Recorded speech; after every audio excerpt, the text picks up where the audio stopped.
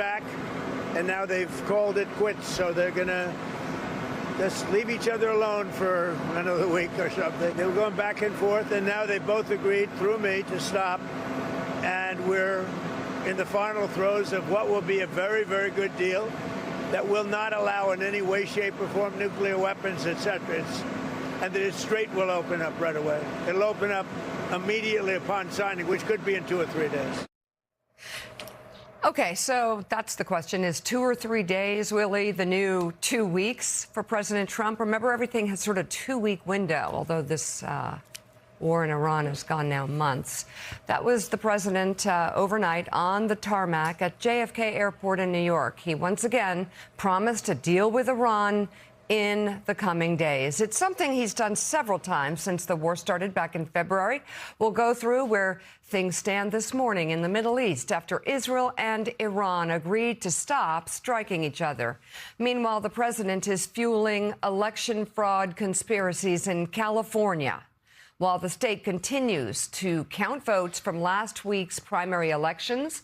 Could this be his strategy for the midterms? We will dig into that. It comes as voters in multiple states, including Maine, head to the polls today.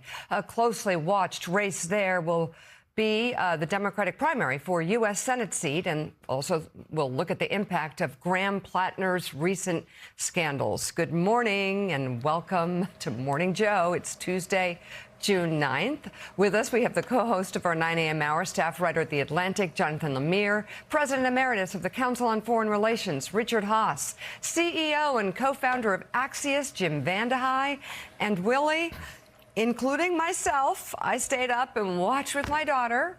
We got a lot of tired Knicks fans here this morning. We're got toothpicks holding our eyes open. So, but I missed the part where they lost. I must have fallen asleep halfway through.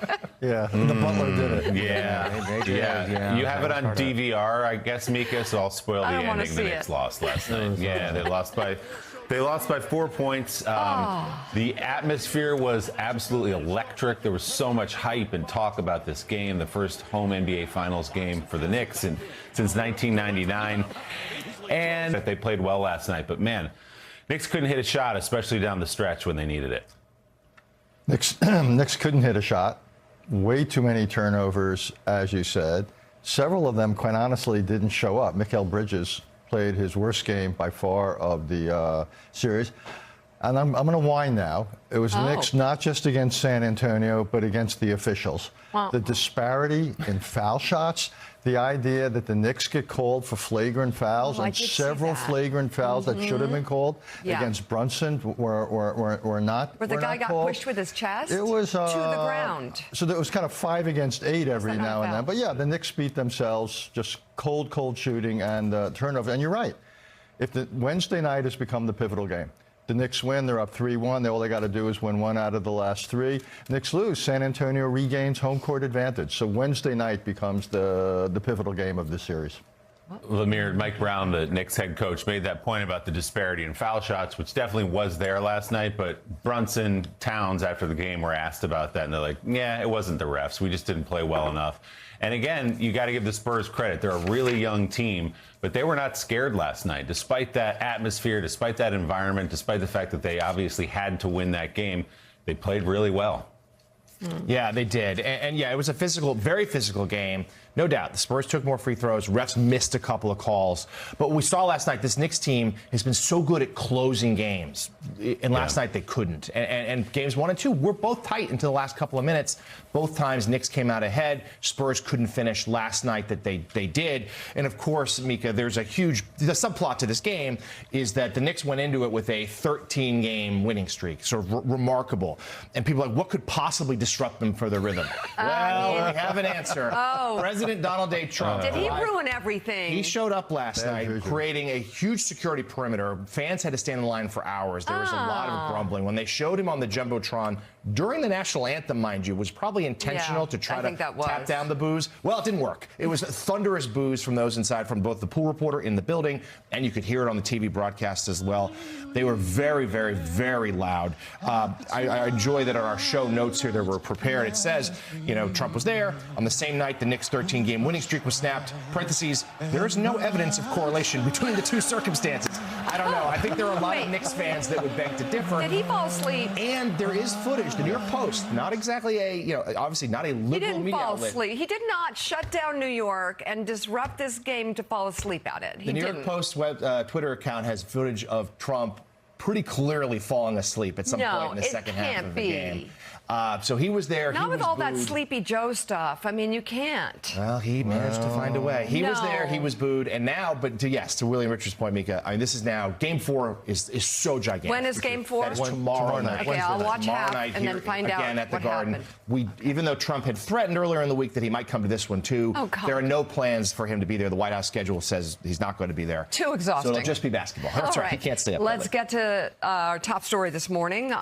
President Trump amplifying baseless claims of election fraud in California. This continues as vote counts show his endorsed candidate, Spencer Pratt, has been defeated in the Los Angeles mayoral race. Trump took to social media yesterday, writing in part, quote, "Not possible for Spencer Pratt to have lost the LA runoffs after the big lead he had. Rigged elections."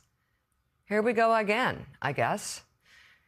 Instead of Pratt, progressive city council member Nithya Raman has advanced to the November runoff against Los Angeles Mayor Karen Bass after extending her lead over Pratt by nearly 22,000 votes. Vice President J.D. Vance backed Trump's claims yesterday, saying in an interview the primary appeared, quote, "pretty shady," without providing any evidence. California's slow vote counting process, driven by the state's heavy reliance on mail voting, delays final results. That is known. House Speaker Mike Johnson is also backing President Trump's claims that California's election results are raising questions. He was repeatedly asked by CNN what evidence exists to support claims of fraud. The president keeps saying that there's election fraud in the California mayoral's race.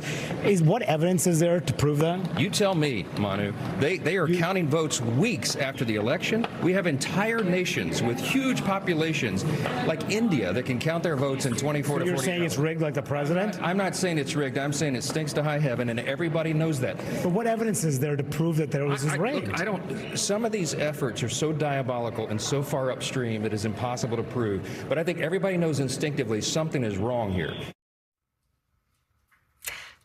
Republican Senator Ron Johnson of Wisconsin also cast doubt on the ongoing election. Pressed on claims of widespread fraud, Johnson insisted there's so much evidence of irregularities, but then pointed to none.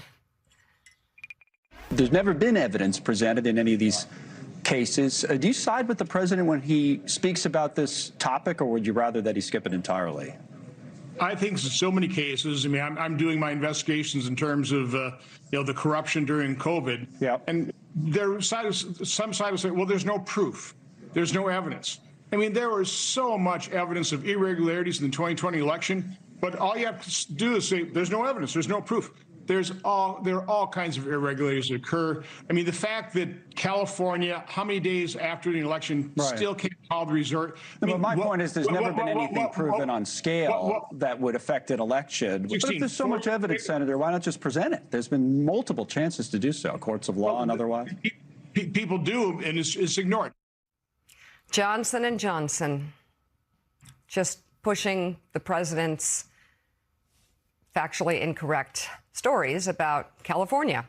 Donald Trump knows, as does everybody in Washington, that California always takes 30 days by law to count their votes. That is what the state did when Republican Arnold Schwarzenegger was elected governor.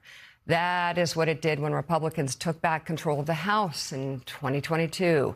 That is what it did when Republicans maintained their House majority in 2024. That's how California counts its ballots every year. I'll speak slowly for those who are confused, like Johnson and Johnson.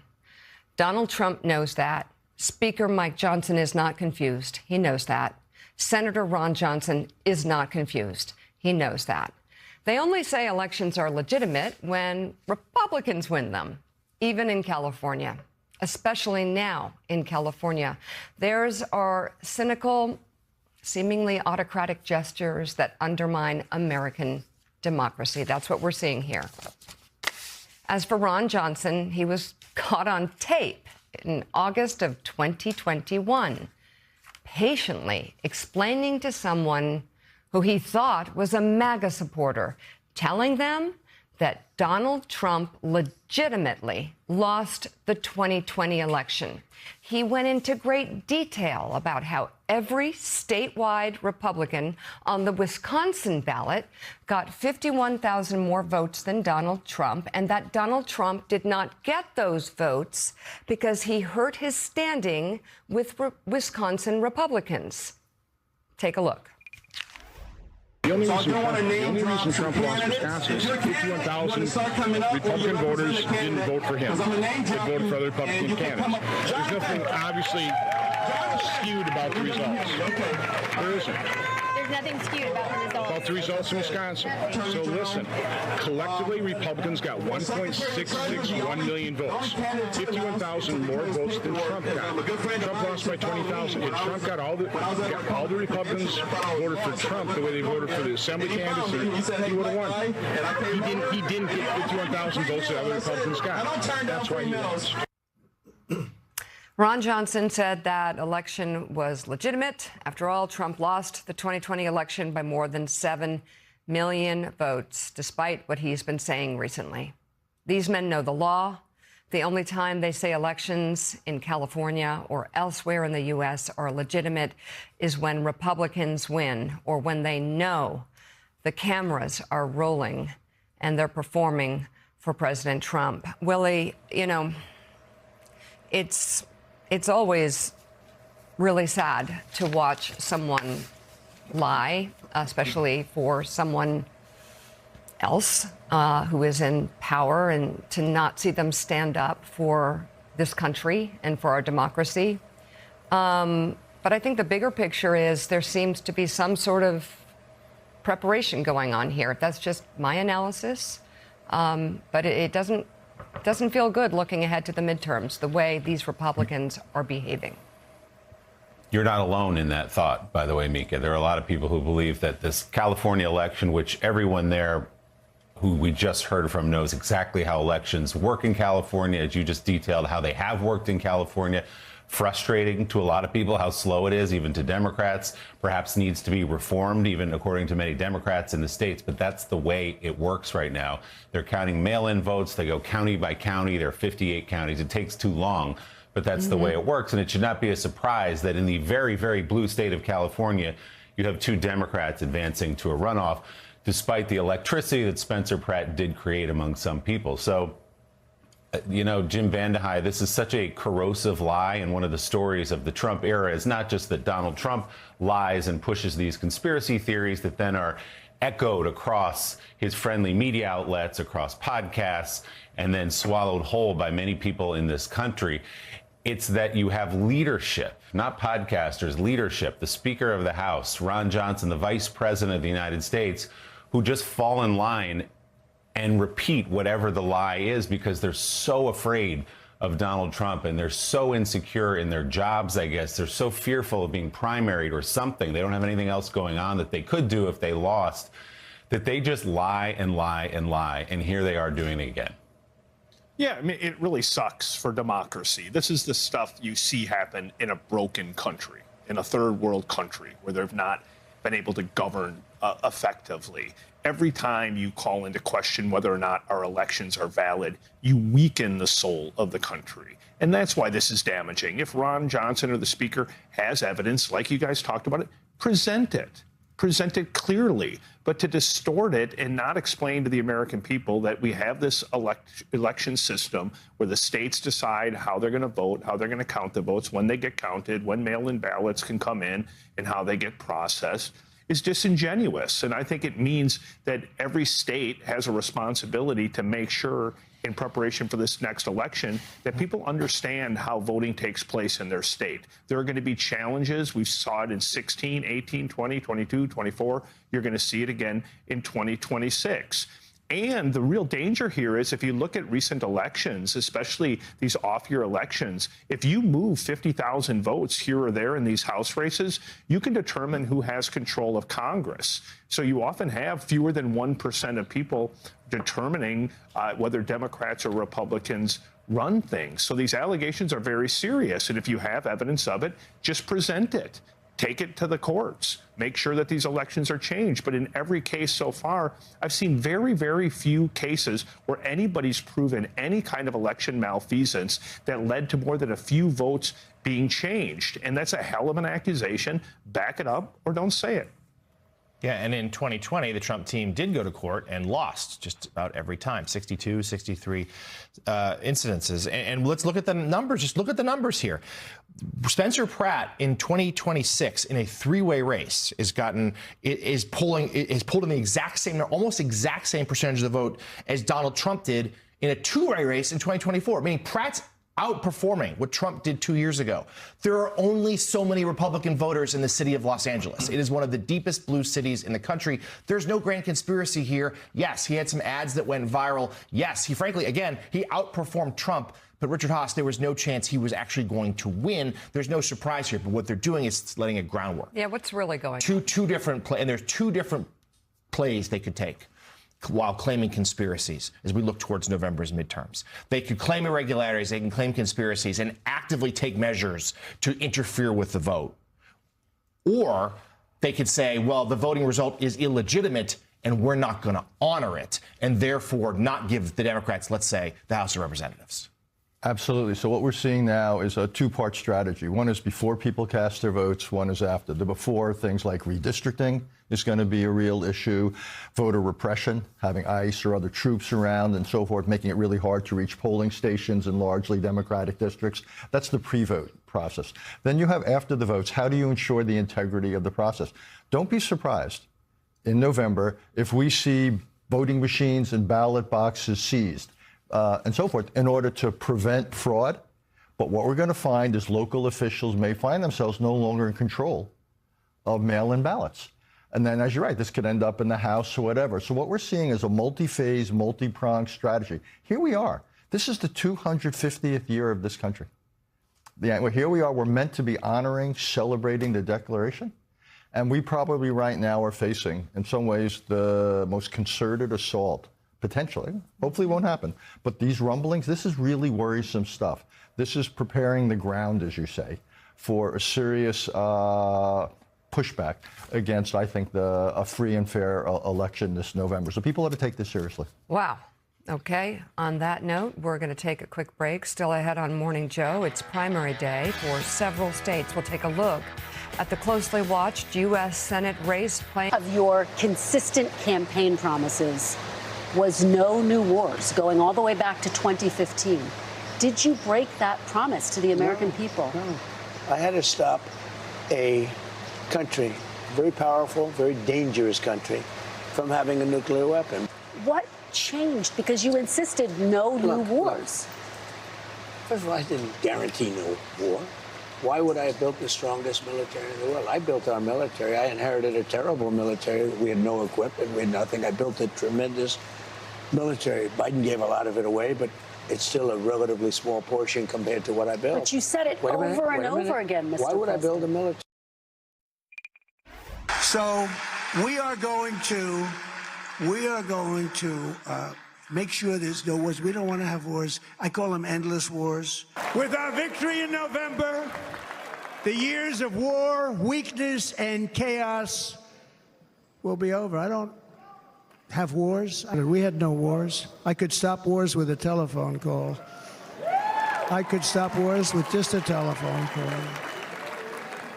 If properly stated, it would never start. No more wars, no more disruptions. We will have prosperity and we will have peace. Under Trump, we will have no more wars, no more disruptions, and we will have prosperity and peace for all. Viktor Orban said, if Trump comes back, you won't have any wars. You won't have any wars. And he's about as tough as they get. And he said it loud and clear, and he said why. They said, he will start a war. I'm not going to start a war. I'm going to stop wars. President Trump, throughout the 2024 election, saying some version of no wars or no new wars, despite denying to NBC's Kristen Welker that he ever said that. And as for the war, Israel and Iran have now appeared to back away from further escalation just hours after the two nations exchanged fire for the first time since the U.S. brokered April truce.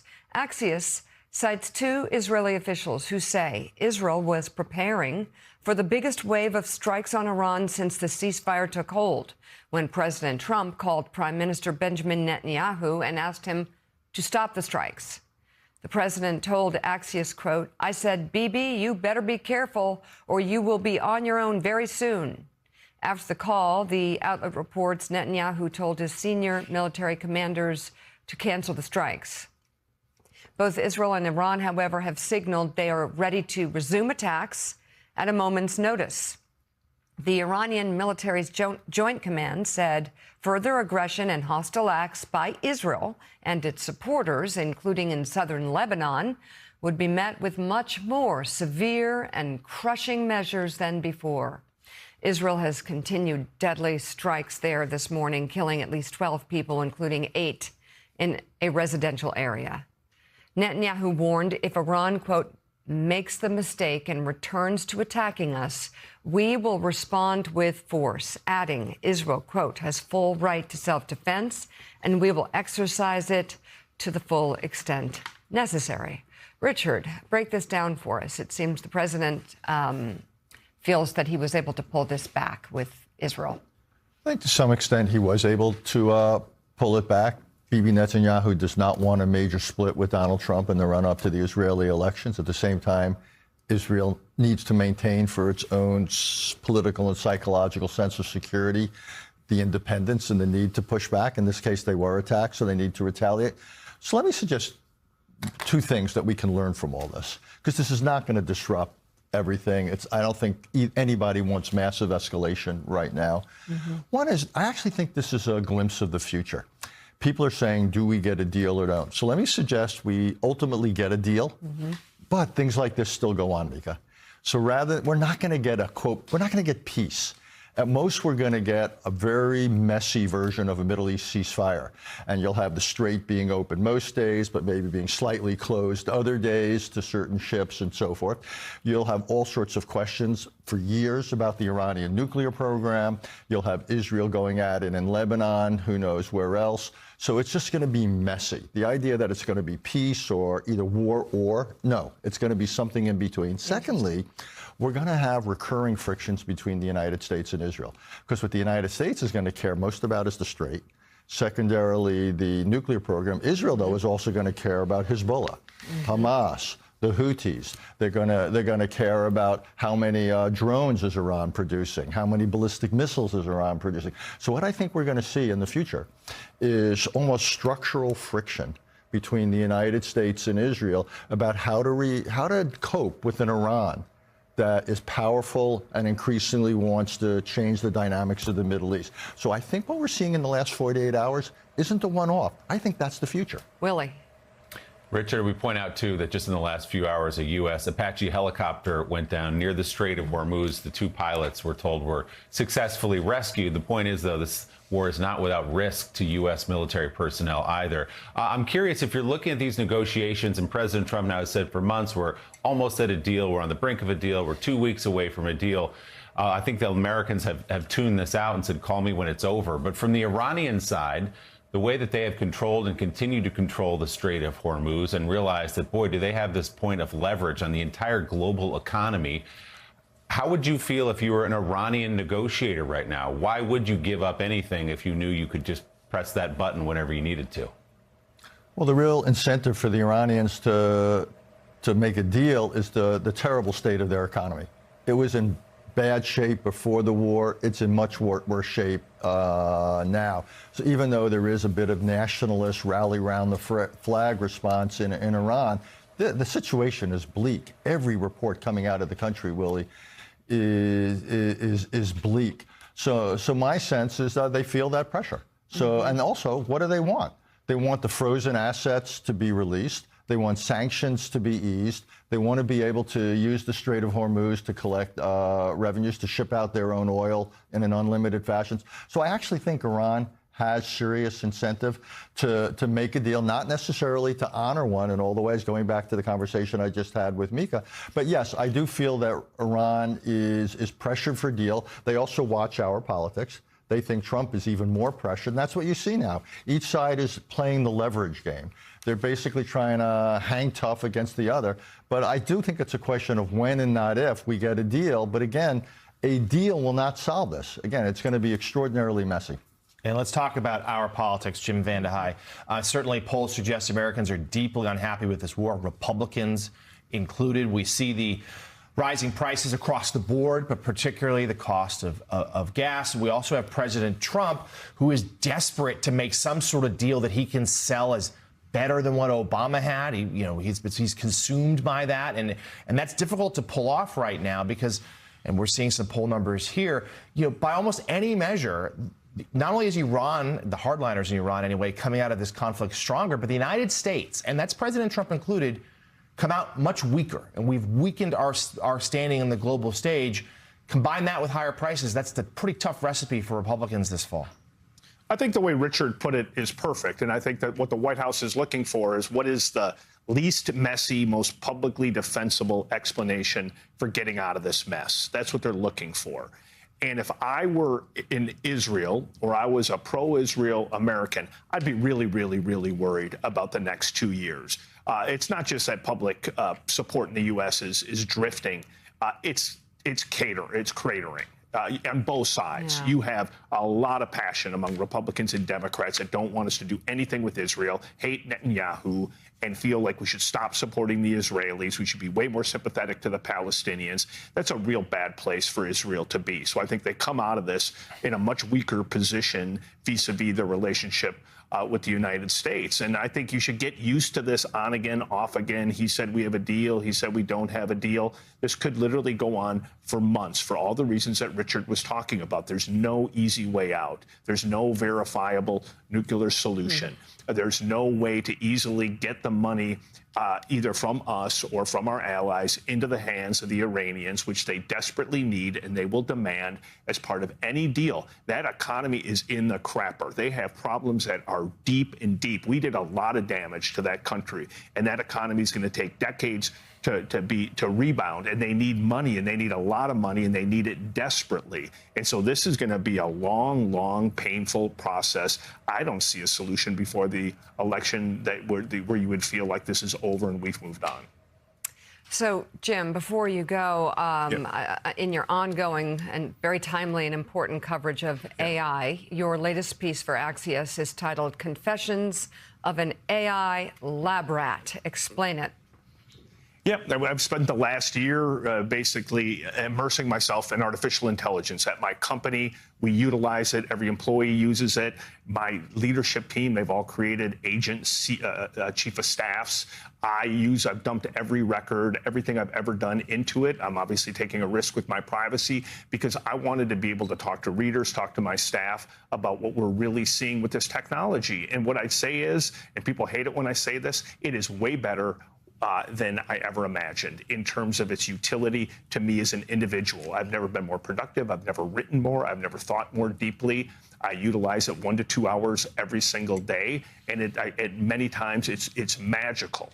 I think at the same time, it's really hard to implement it inside businesses, which is why you're seeing the effects of it be so slow inside the company that you work at, because the minute that you take something that's operating autonomously and you put it into a company, you have to worry about safety. You have to worry about who has access to it. You have to connect it to other systems. That's a hell of a lot messier than most people realize. But the best news of all that I've seen over the last year, as somebody who's sitting here studying it, I've seen several employees at our company, many of them rank and file, many under the age of 30, who just naturally get AI and they are crushing it, and we're able to take them and retrain them to train other people how to utilize artificial intelligence. I'm not talking 1 or 2 people. I'm talking a lot of people, which makes me a lot more hopeful that companies that get ahead of this won't necessarily have to get rid of employees. They might change the jobs that they do. They might have to retrain them on the fly, but it's taken us weeks, not years, to do that retraining. So we've got some epic things that we're going to confront as society. I'm not an AI cheerleader. I'm also not a doomer. I really try to be a realist who throws myself into the technology so that I can explain it as somebody who's using it and using it pretty proficiently. Jim Vandehei, thank you very, very much. Everyone should read that. And coming up on Morning Joe, President Trump formally nominates Todd Blanche for Attorney General. We'll talk about what his confirmation process could look like. Plus, Pulitzer Prize-winning reporter Devlin Barrett will join us with a look at his new book titled The Department of Revenge: How Trump Took Control of American Justice. Morning Joe will look like. Plus, Pulitzer Prize-winning reporter Devlin Barrett will join